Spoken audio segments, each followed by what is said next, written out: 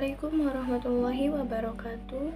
Selamat siang semuanya. Yang terhormat kepada Bapak Muhammad Teguh Setiadi SEMM, CTMP, CMC, CPGAM, CPLM, CIB selaku dosen mata kuliah Komunikasi Bisnis dan juga teman-teman yang berbahagia.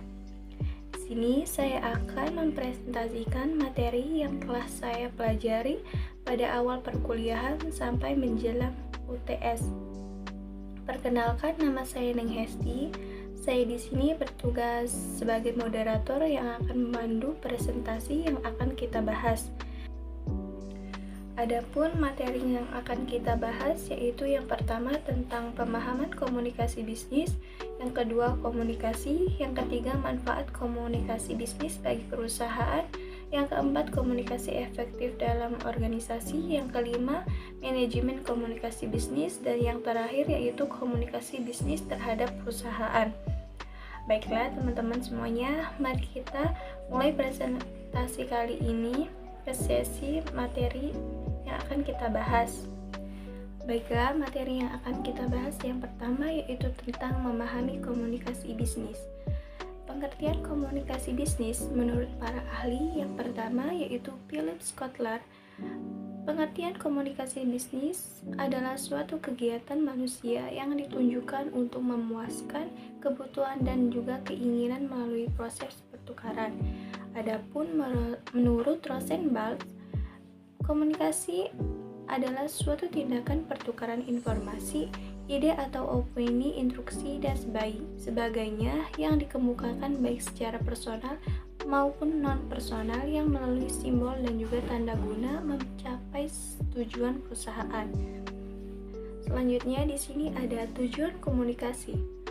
Menurut James G. Floyd, Jerry L. Windsor, dan B. Curtis menyatakan bahwa tujuan komunikasi bisnis adalah yang sebagai berikut. Yang pertama itu menyelesaikan masalah dan juga membuat keputusan.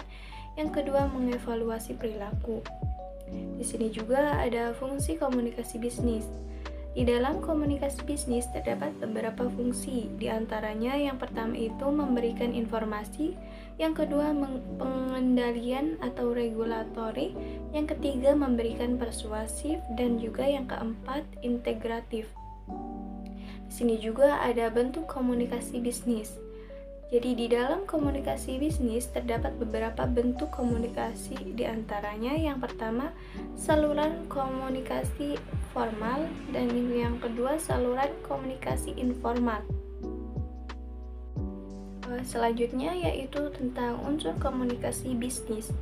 Pada sebuah komunikasi bisnis ada 6 unsur utama, di antaranya yang pertama mempunyai tujuan.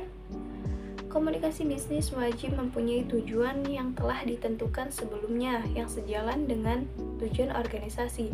Yang kedua yaitu pertukaran.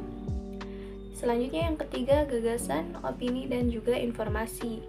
Yang keempat yaitu memakai saluran personal atau impersonal yang bisa saja sifatnya tatap muka, memakai media tertentu yang melalui media yang jangkauannya jutaan orang secara bersamaan. Yang kelima yaitu memakai simbol atau sinyal. Yang keenam yaitu mencapai tujuan organisasi. Salah satu karakteristik yang membuat beda organisasi atau lembaga formal dari informasi yaitu terdapat tujuan yang sudah ditentukan sebelumnya oleh manajemen. Selanjutnya di sini ada komunikasi bisnis bagi perusahaan. Manfaat komunikasi bisnis bagi perusahaan yang efektif menjadi kekuatan perusahaan dalam membangun hubungan dengan para pemangku kepentingan. Komunikasi bisnis yang efektif juga secara tidak langsung membawa manfaat besar. Di antaranya, yang pertama yaitu keputusan dapat diambil sesuai target. Yang kedua, menyelesaikan masalah dengan cepat. Yang ketiga, mendeteksi cepat hal-hal yang berpotensi salah. Yang keempat, meningkatkan produktivitas kerja. Yang kelima, memperkuat hubungan bisnis. Yang keenam, memudahkan persuasi pesan pemasaran. Yang ketujuh, yaitu memperbaiki citra perusahaan dan juga karyawan. Kedelapan di sini membangun loyalitas dan kepuasan kerja karyawan. Dan yang terakhir yaitu meningkatkan kepercayaan investor. Baiklah, materi yang kedua yaitu tentang komunikasi. Istilah komunikasi atau communication bersumber dari kata Latin yaitu communication dan bersumber dari kata common yang berarti sama. Sama di sini bermaksudnya adalah sama makna. Dalam prosesnya, minimal komunikasi berlangsung apabila ada kesamaan makna mengenai apa yang dipercakapkan. Selanjutnya di sini cangkupan komunikasi.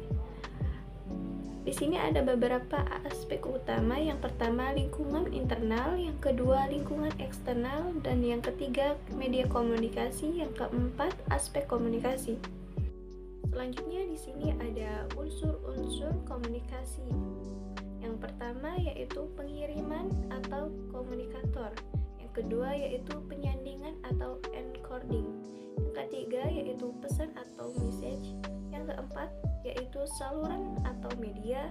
Yang kelima penyandingan ulang atau recording.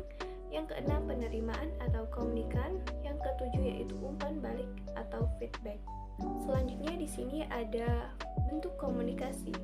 Bentuk komunikasi terbagi menjadi dua, yaitu yang pertama komunikasi verbal dan yang kedua komunikasi nonverbal.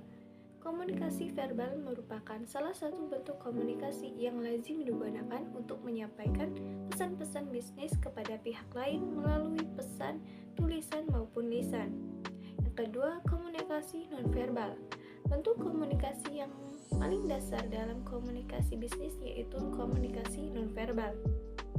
Sedangkan menurut Porwanto dan Zakaria Lantang Sukirno menjelaskan bahwa ada dua bentuk komunikasi bisnis, yaitu yang pertama komunikasi visual dan yang kedua komunikasi audio visual. Selanjutnya yaitu materi yang ketiga yaitu tentang manfaat komunikasi bisnis bagi perusahaan. Di sini ada tujuan komunikasi bisnis. Tujuan utamanya yang pertama yaitu menyampaikan informasi kepada customer, klien, kolega, bawahan, dan penyedia atau investor. Selanjutnya memberikan pengaruh kepada orang lain. Yang ketiga memberi stimulus pada minat. Selanjutnya yaitu umpan balik dan juga bentuknya, yaitu tanggapan penerima pesan yang memungkinkan pengirim menilai efektivitas pesan. Bentuk umpan balik tersebut diantaranya yaitu ekspresi wajah, komentar singkat, anggukan sebagai pembenaran, dan pesan tertulis sebagai reaksi emosional. Selanjutnya di sini yaitu materi yang keempat, yaitu komunikasi efektif dalam organisasi, membangun pola dan juga mengelola tantangan. Di sini ada definisi dan juga pengertian. Komunikasi organisasi dapat diartikan sebagai proses penyampaian informasi, ide, dan juga perasaan di antara individu atau kelompok dalam sebuah organisasi. Yang pertama di sini ada pentingnya komunikasi bisnis. Di antaranya yang pertama, komunikasi yang efektif memainkan peran penting dalam membangun hubungan yang kuat antara anggota dan juga organisasi. Selanjutnya, informasi yang jelas. Yang ketiga di sini komunikasi yang terbuka dan juga transparan memiliki dampak yang positif terhadap motivasi yang telah ketertiban karyawan. Selanjutnya di sini ada pengelolaan komunikasi bisnis. Pengelolaan komunikasi bisnis yang efektif memerlukan pemahaman terhadap tujuan, audiens, dan juga saluran komunikasi yang tepat. Untuk itu memerlukan strategi pengolahannya, diantaranya yang pertama yaitu pelatihan komunikasi, yang kedua penggunaan teknologi, yang ketiga umpan balik yang konstruktif. Selanjutnya di sini ada masalah komunikasi dalam organisasi. Masalah komunikasi organisasi dapat mempengaruhi kinerja tim, hubungan antara anggota, dan mencapai tujuan bersama. Salah satu masalah utamanya yaitu yang pertama yaitu ketidakjelasan dalam penyampaian informasi yang menyebabkan kesalahpahaman dan juga tidak sesuai dalam pelaksanaan tugas. Selanjutnya yaitu materi yang kelima, yaitu tentang manajemen komunikasi bisnis. Di sini ada jenis-jenis komunikasi bisnis. Yang pertama yaitu komunikasi berdasarkan penyampaian, yang kedua komunikasi berdasarkan perilaku, yang ketiga komunikasi berdasarkan kelangsungan, dan yang keempat yaitu komunikasi berdasarkan maksud. Dan yang kelima yaitu komunikasi berdasarkan ruang lingkup. Selanjutnya materi yang terakhir yaitu tentang komunikasi bisnis terhadap perusahaan.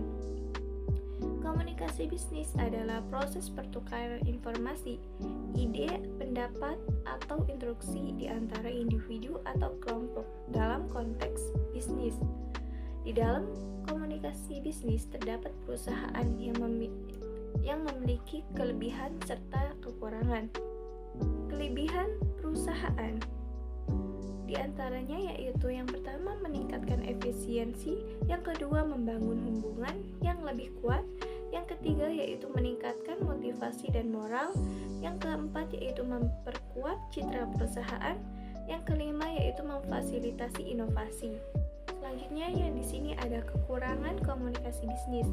Yang pertama yaitu kesalahpahaman, yang kedua kehilangan waktu dan sumber daya, yang ketiga yaitu konflik dan perselisihan, yang keempat yaitu kerugian dan juga reputasi.